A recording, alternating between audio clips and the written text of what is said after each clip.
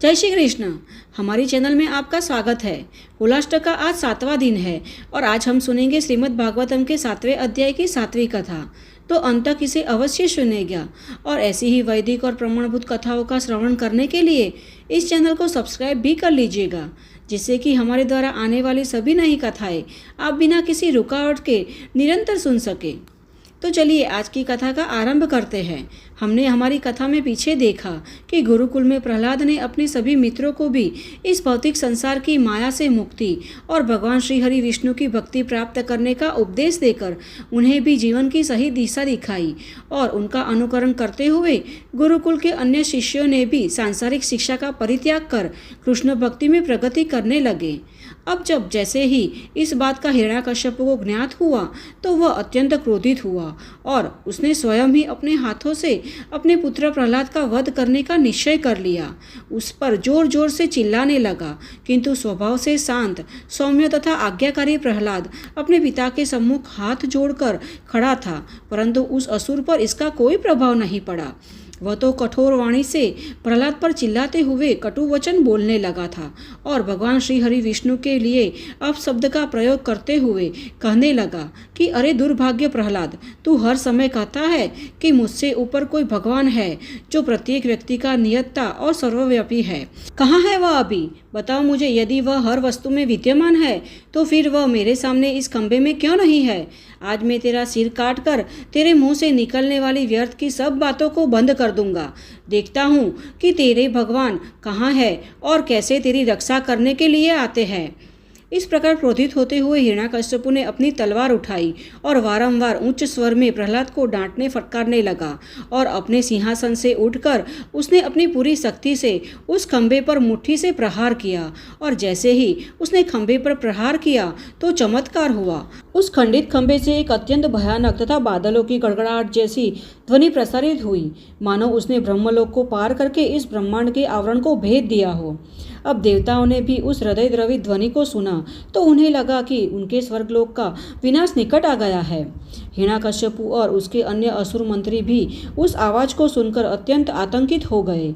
यद्यपि उन्हें उस आवाज का स्रोत दिखाई नहीं पड़ रहा था, फिर भी वे इतना अवश्य समझ गए कि वह ध्वनि इस सृष्टि के सर्वशक्तिमान भगवान की है।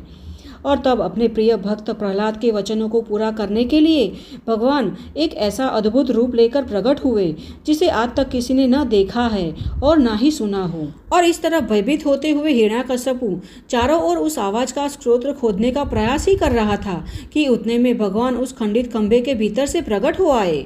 विस्मय से स्तब्ध खड़ा हिरण्यकश्यप भगवान नरसिंह देव के उस अद्भुत रूप का मुआयना करते हुए सोचने लगा कि यह कैसा प्राणी है, आधा मनुष्य और आधा सिंह। क्रोधवश भगवान के नेत्र से अग्नि बरस रही थी, जिससे उनका रूप अत्यधिक भयावह दिख रहा था। उनकी गर्दन के सुनहरे बाल चारों ओर अपनी आभा बिखर रहे थे। उनके दांत साक्षात विनाश प्रतीत होते थे और उनके तीक्ष्ण नुकीली जिह्वा दो मुखी तलवार की भांति इधर उधर हिल रही थी।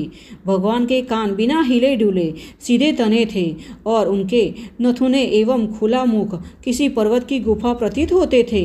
उनकी गर्दन छोटी और मोटी थी, छाती चौड़ी और पतली कमर और विशालकाय शरीर आकाश को छू रहा था।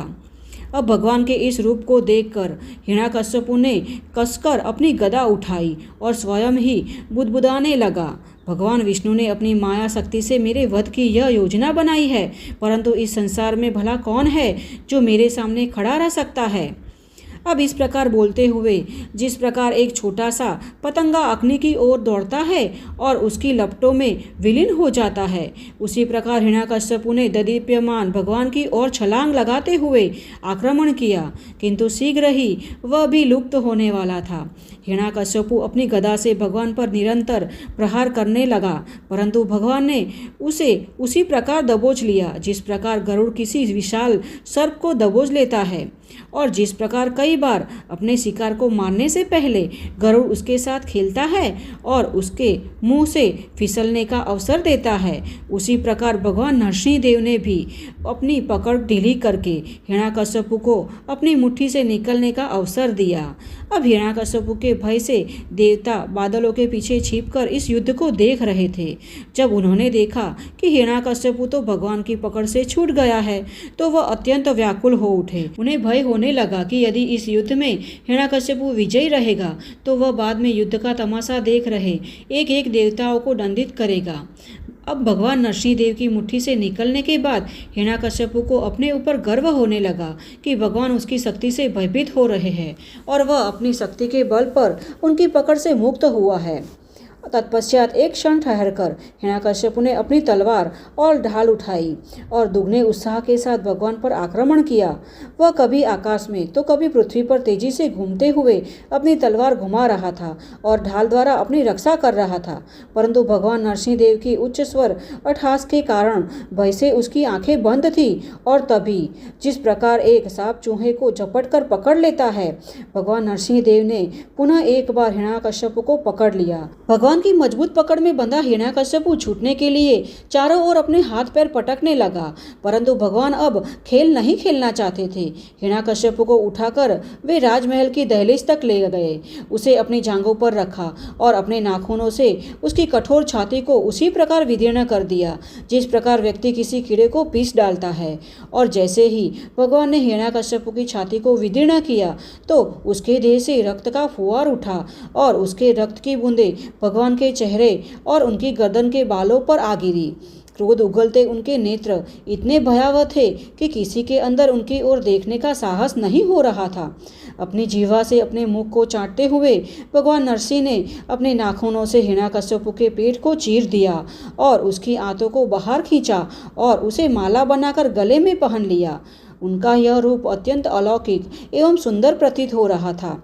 तब भगवान ने हिरण्यकश्यपु के हृदय को उसके मृत शरीर से उखाड़ा और उसे एक और फेंक दिया। और फिर अब वे उन असुरों को वीर गति प्रदान करना चाहते थे जो अपने अस्त्र शस्त्र को उठाए उनकी ओर दौड़ आ रहे थे। भगवान नरसिंह ने अनेक हाथों से सहजतापूर्वक हिरण्यकश्यपु के उन समर्पित सैनिकों को मौत के घाट उतार दिया। और जब उन्होंने देखा कि उनका विरोध करने वाला कोई नहीं बचा तो वे राजसभा में हिरण्यकश्यपु के राज सिंहासन पर जा बैठे। भगवान नरसिंहदेव के सिर के बालों के हिलने से आकाश में स्थित बादल तितर बितर हो रहे थे और उनकी चमकते नेत्रों की कांति के सामने अन्य आकाश पुंज फीके पड़ रहे थे।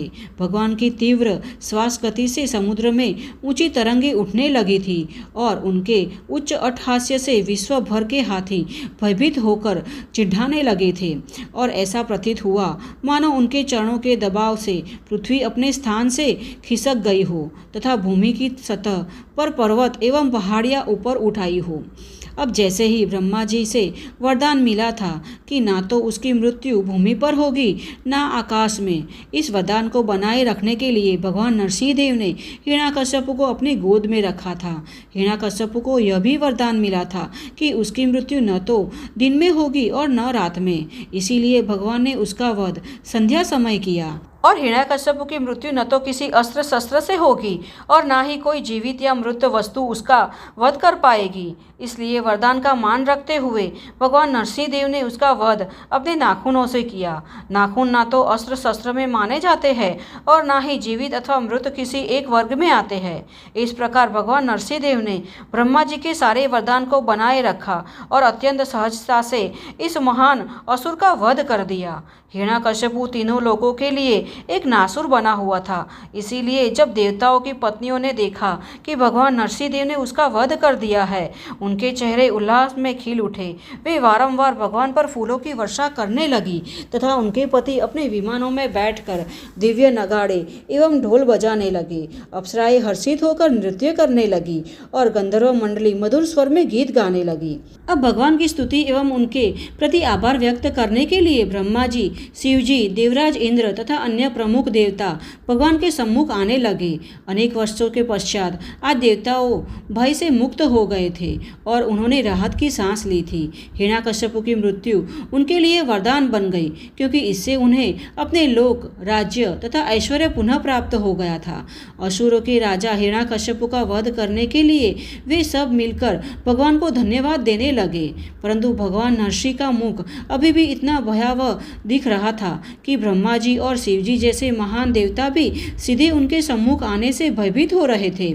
अब देखिए, भगवान अपने भक्तों की निंदा, उसके प्रति अपराध और प्रताड़नाओं को सहन नहीं कर सकते हैं। इसीलिए इतनी स्तुति तथा प्रार्थनाएं सुनने के पश्चात भी वे शांत नहीं हो रहे थे। उस समय देवताओं ने श्रीमती लक्ष्मी देवी से निवेदन किया कि वे भगवान की नित्य सहचारी है और यदि वे चाहे तो भगवान को शांत कर सकती है। परंतु लक्ष्मी देवी ने भी इससे पहले कभी भी भगवान के इसे रौद्र रूप को नहीं देखा था और उन्हें भी भगवान के निकट आने में भय लग रहा था।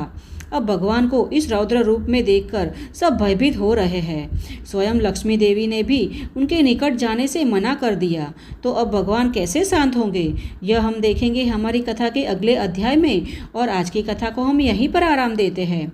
आज की कथा आपको कैसी लगी, यह हमें कमेंट बॉक्स में लिखकर अवश्य बताना।